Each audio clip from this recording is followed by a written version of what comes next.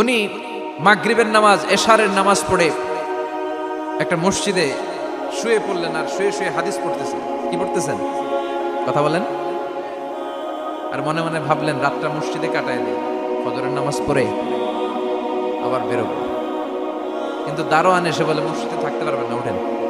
দারোয়ান আছে না, কথা কন। আহমদ ইবনে হাম্বল বললেন, আমি শুধু রাতটা থাকতে চাই, আমি তো ফজরেরও মুসল্লি, ফজর নামাজ পড়বো তো এই মসজিদে, আমার থাকতে দাও। দারোয়ান তো দেয় না, কেন? মসজিদে থাকার জায়গা না, যান মিয়া।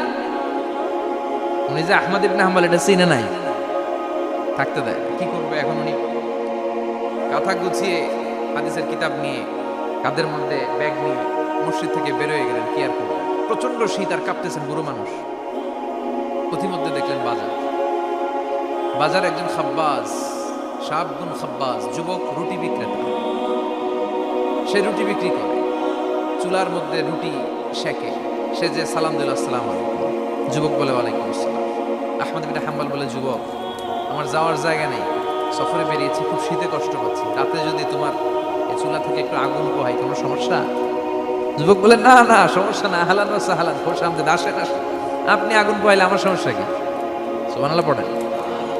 আল্লাহ শুকরিয়া করে উনি বসলেন আর আগুন পোহাচ্ছেন। আর খেয়াল করলেন যুবক রুটি বানায় আর পরে আস্তাগফিরুল্লাহ, রুটির দলা বানায় পরে আস্তাগফিরুল্লাহ, খামির বানায় আর পরে আস্তাগফিরুল্লাহ, রুটি নিয়ে উনুনের ভিতরে চুলার ভিতরে সেকা দেয় আর পরে আস্তাগফিরুল্লাহ।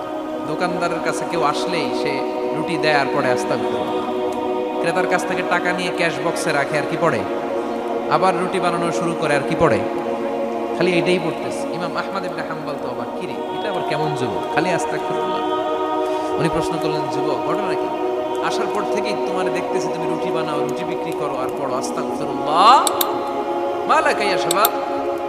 যুবক বলে, আস্তাগফিরুল্লাহ আমার সবচেয়ে বেশি পছন্দের আমল, আমি সবসময় আঠার মতো ইস্তেগফারের সাথে লেগে থাকি আর সবসময় পড়তে থাকি আস্তাগফিরুল্লাহ, আর এর বদৌলতে আল্লাহ আমারে মুস্তাজাবুদ দাওয়া বানিয়ে দিয়েছে।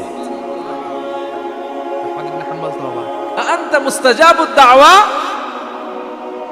তুমি মুস্তাজাবুদ দাওয়া, রুটিওয়ালা। আমি এত বছর হাদিস পড়াই, আমিও তো মুস্তাজাবুদ দাওয়া না, আর তুমি রুটি বেচো বাজারে, তুমি মুস্তাজাবুদ দাওয়া, তুমি দোয়া করলে সব কবুল হয়ে যায়। যুবক বলে, না আনা মুস্তাজাবুদ দাওয়া, আমি আমার জীবনে যত দোয়া করেছি কবুল করে নিয়েছে কে? সব দোয়া কবুল করে নিয়েছে আল্লাহ, একটা দোয়া ছাড়া। কয়টা? আহমদ ইবনে হাম্বলের কৌতূহল, কিউরিয়াসিটি আরো বেড়ে গেল। কি? সব দোয়া কবুল হয়েছে, একটা দোয়া ছাড়া। মাযালিকা দোয়া ইয়া শাব, কি সেই দোয়া? যুবক এবার বলতে শুরু করলো, আমার জীবনে যে দোয়াটা আল্লাহ কবুল করে নাই সেটা হচ্ছে, আমি আল্লাহর কাছে অনেক চেয়েছি, অনেক দোয়া করেছে, যে আল্লাহ শুনেছি এই জামানার সবচেয়ে বড় মুহাদ্দিস, তার নাম নাকি ইমাম আহমদ ইবনে হাম্বল। আল্লাহ তোমার কাছে আমার চাওয়া, আমি যেন এই ইমাম আহমদ ইবনে হাম্বলের দেখে মরতে পারি, আমি যেন ইমাম আহমদ ইবনে হাম্বলের হাতে হাত রেখে মুসাফা করতে পারি আর তার কপালে একটা চুমু এঁকে দিতে পারি। আহমদ ইবনে হাম্বল আবেগপ্রবণ হয়ে গেলেন, চোখের পানি ছেড়ে দিলেন, বললেন, যুবক তোমার এই দোয়াটাও কবুল হয়ে গিয়েছে। আহমদ ইবনে হাম্বলের দেখা সাক্ষাৎ পাওয়ার জন্য আহমদ ইবনে হাম্বলের বাড়িতে তোমার যাওয়ার দরকার নাই, আহমদ ইবনে হাম্বল তোমার দরবারে ছুটে এসেছে। আনা আহমদ ইবনে হাম্বল মুহাদ্দিসুদ দাহর, আমি নিজেই আহমদ ইবনে হাম্বল। যুবক চোখের পানি ছেড়ে দেয়, আহমদ ইবনে হাম্বল চোখের পানি ছেড়ে দেয়। যুবক চিৎকার মেরে ইমাম আহমদ ইবনে হাম্বলকে জড়িয়ে ধরে, হাতে হাত রেখে মুসাফা করে, কপালের মধ্যে চুমু খায় আর আল্লাহর শুকরিয়া করে বলে, ও ইমাম, আসলে এই দোয়াটাও আল্লাহ আজকে কবুল করে নিল। বিশ্বাস হয়? সবসময় ইস্তেগফার করলে আপনার দোয়াগুলোর এইভাবে কবুল করে নিবে কে? এই পাঁচটা জিনিস পাবেন সবসময় যদি ইস্তেগফারের সাথে লেগে থাকেন। রাজি আছেন তো? এই জন্য বিশ্বনবী সব সময় নামাজে সালাম ফিরানোর পরে পড়তেন আস্তাগফিরুল্লাহ। কি পড়তেন? 3 বার পড়তেন আস্তাগফিরুল্লাহ, আস্তাগফিরুল্লাহ, আস্তাগফিরুল্লাহ। পড়তে রাজি আছেন? ইস্তেগফারের অনেকগুলো আলফাজ আছে, সবচেয়ে ছোট ইস্তেগফার হচ্ছে এটা, আস্তাগফিরুল্লাহ, আস্তাগফিরুল্লাহ। আরো আছে, আস্তাগফিরুল্লাহ আল্লাযী লা ইলাহা ইল্লা হুয়াল হাইয়ুল কাইয়্যুম ওয়া আতুবু ইলাইহি। বিশ্বনবী বলেন, এই ইস্তেগফারটা যদি কেউ পড়ে, আত-তাওয়াল্লি মিন ইয়াউমিজ যাহাফ, যুদ্ধের ময়দান থেকে পালিয়ে আসা কবিরা গুনাহ। কি গুনাহ? কাফেরদের সাথে যুদ্ধ, আমি তাগড়া যুবক, তলোয়ার নিয়ে নেমেছি, আমার দেহের এক ফোঁটা রক্ত থাকা পর্যন্ত আমি যুদ্ধ চালিয়ে যাব, আমি ফিরে আসতে পারবো না। আইনটা কার? ফিরে আসলে কবিরা গুনাহ। বিশ্বনবী বলেন, যুদ্ধের ময়দান থেকে ফিরে এসেছে এরকম কবিরা গুনাহ অবলম্বনকারীও যদি আস্তাগফিরুল্লাহ আল্লাযী লা ইলাহা ইল্লা হুয়াল হাইয়ুল কাইয়্যুম ওয়া আতুবু ইলাইহি পড়ে, ওই কবিরা গুনাহকারীকেও ক্ষমা করে দিবে কে? পড়তে রাজি আছেন তো? আবার সাইয়েদনা আবু বকর বললেন, ইয়া রাসূলুল্লাহ আল্লিমনি দুআআন আদউ বিহি ফি সালাতি, এমন দোয়া আপনি আমারে শিক্ষা দেন যে এই দোয়াটা আমি নামাজে পড়তে পারি। বিশ্বনবী বললেন, পড়ো আল্লাহুম্মা ইন্নী যালামতু নাফসি যুলমান কাসীরান ওয়া লা ইয়াগফিরুয যুনুবা ইল্লা আনতা ফাগফিরলি মাগফিরাতাম মিন ইনদিক ইন্নাকা আনতাল গফুরুর রহিম। সুবহানাল্লাহ পড়ে। এটাও ইস্তেগফার। আমরা এটার বলি দোয়া মাসুরা, সালাম ফেরানোর আগে পড়ি না? যেখানেই ক্ষমা চাওয়ার কথা আছে ওইটারই কি বলে? ইস্তেগফার। আল্লাহুম্মা ইন্নী যালামতু নাফসি, আল্লাহ জুলুম করেছি, যুলমান কাসীরা, অনেক জুলুম। ওয়ালা ইয়াগফিরুয যুনুবা ইল্লা আনতা, তুমি ছাড়া এই গুনাহ ক্ষমা করার তো কেউ নাই। ফাগফিরলি মাগফিরাতাম মিন ইনদিক, তোমার দয়ায় আমারে ক্ষমা করে দাও। ইন্নাকা আনতাল গফুরুর রহিম, তুমি হলা ক্ষমাশীল। ঠিক কি না? এটাও ইস্তেগফার, এটাও পড়বেন। আর এই সব ইস্তেগফারের শ্রেষ্ঠ ইস্তেগফারের নাম সাইয়্যিদুল ইস্তেগফার। যত ইস্তেগফার হতে পারে এর মধ্যে সবচেয়ে শ্রেষ্ঠতম ইস্তেগফার নাম কি? কথা কন। বুখারীর বর্ণনা, শাদ্দাদ ইবনে আউস রাদিয়াল্লাহু তাআলা আনহু বর্ণনা করেন, এই সাইয়্যিদুল ইস্তেগফার দিনের বেলা যে পড়বে ওই দিনে মারা গেলে সে জান্নাতি। এই সাইয়্যিদুল ইস্তেগফার রাতের বেলা যে পড়বে ওই রাতে যদি ইন্তেকাল হয় ওই লোকটা জান্নাতি। মুখস্থ আছে না? কার কার মুখস্থ? হাত তোলেন। মাশাআল্লাহ, তাবারাকাল্লাহ, মাশাআল্লাহ, মাশাআল্লাহ। আর যাদের নাই তাদের হোমওয়ার্ক, তাদের আল্লাহুম্মা আনতা রাব্বি লা ইলাহা ইল্লা আনতা খালাকতানি ওয়া আনা আবদুক ওয়া আনা আলা আহদিকা ওয়া ওয়া'দিকা মাস্তাতা'তু আউযু বিকা মিন শাররি মা সানা'তু আবু'ু লাকা বিনি'মাতিকা আলাইয়া ওয়া আবু'ু লাকা বিযাম্মি ফাগফিরলি ফাইন্নাহু লা ইয়াগফিরুয যুনুবা ইল্লা আনতা। সুবহানাল্লাহ পড়ে। আজকে রাতে পড়ছেন, মারা গেলে জান্নাতি। চিল্লায় পড়েন না আল্লাহু আকবার।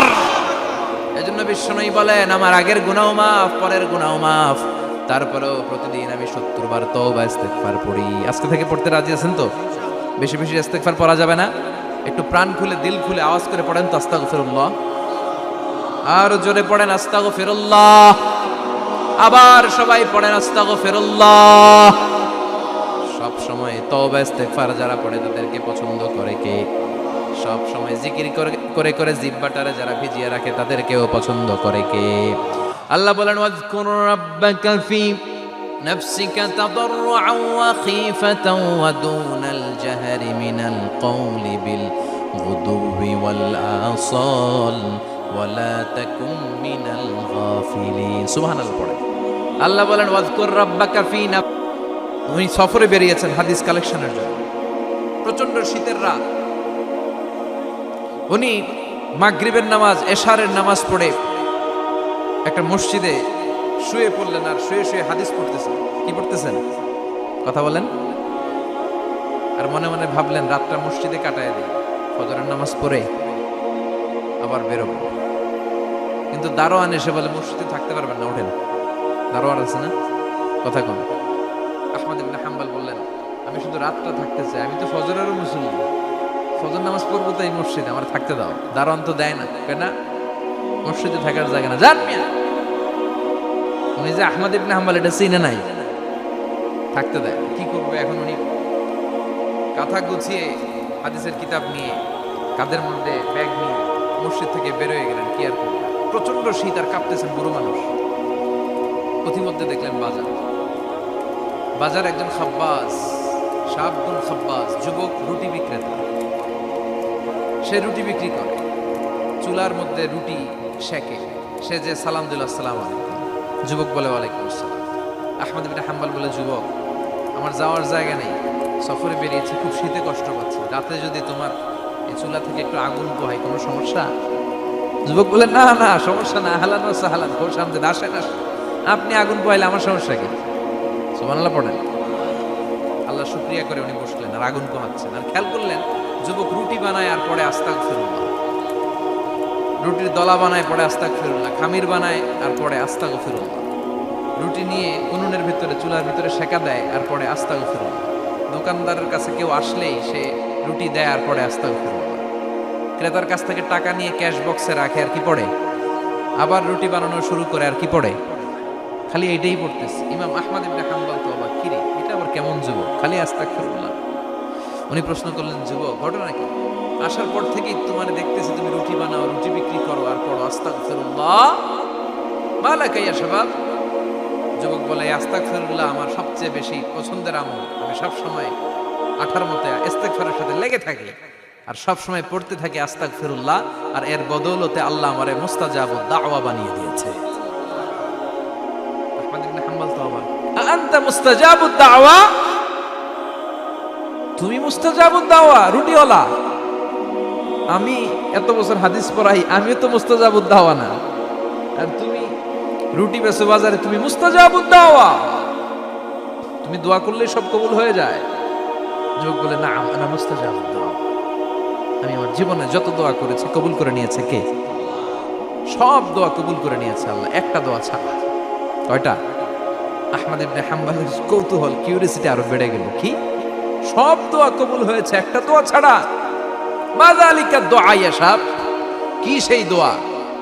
যুবক এবার বলতে শুরু করলো, আমার জীবনে যে দোয়াটা আল্লাহ কবুল করে নাই সেটা হচ্ছে আমি আল্লাহর কাছে অনেক চেয়েছি, অনেক দোয়া করেছি যে আল্লাহ, শুনেছি এই জামানার সবচেয়ে বড় মুহাদ্দিস, তার নাম নাকি ইমাম আহমদ ইবনে হাম্বল।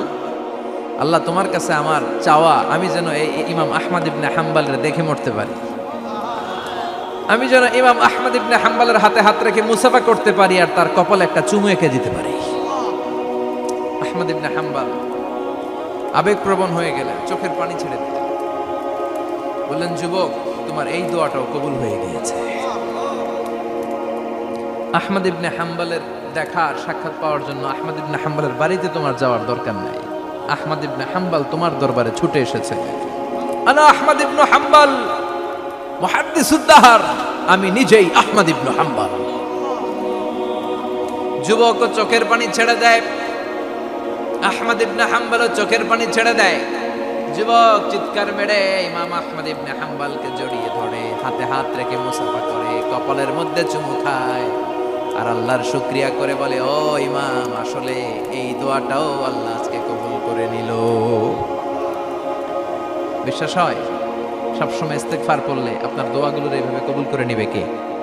এই পাঁচটা জিনিস পাবেন সবসময় যদি ইস্তেগফারের সাথে লেগে থাকেন। রাজি আছেন তো? এই জন্য বিশ্বনবী সব সময় নামাজে সালাম ফিরানোর পরে পড়তেন আস্তাগফিরুল্লাহ। কি পড়তেন? 3 বার পড়তেন আস্তাগফিরুল্লাহ, আস্তাগফিরুল্লাহ, আস্তাগফিরুল্লাহ। পড়তে রাজি আছেন? ইস্তেগফারের অনেকগুলো আলফাজ আছে, সবচেয়ে ছোট ইস্তেগফার হচ্ছে এটা, আস্তাগফিরুল্লাহ, আস্তাগফিরুল্লাহ। আরো আছে, আস্তাগফিরুল্লাহ আল্লাযী লা ইলাহা ইল্লা হুয়াল হাইয়ুল কাইয়্যুম আতুবু ইলাইহি। বিশ্বনবী বলেন, এই ইস্তেগফারটা যদি কেউ পড়ে, আত-তাওয়াল্লি মিন ইয়াউমিজ যাহাফ, যুদ্ধের ময়দান থেকে পালিয়ে আসা কবিরা গুনাহ। কি গুনাহ? কাফেরদের সাথে যুদ্ধ, আমি তাগড়া যুবক, তলোয়ার নিয়ে নেমেছি, আমার দেহের 1 ফোঁটা রক্ত থাকা পর্যন্ত আমি যুদ্ধ চালিয়ে যাব, আমি ফিরে আসতে পারবো না, আইনটা কার? ফিরে আসলে কবিরা গুনাহ। বিশ্বনবী বলেন, যুদ্ধের ময়দান থেকে ফিরে এসেছে এরকম কবিরা গুনাহ অবলম্বনকারীও যদি আস্তাগফিরুল্লাহ আল্লাহ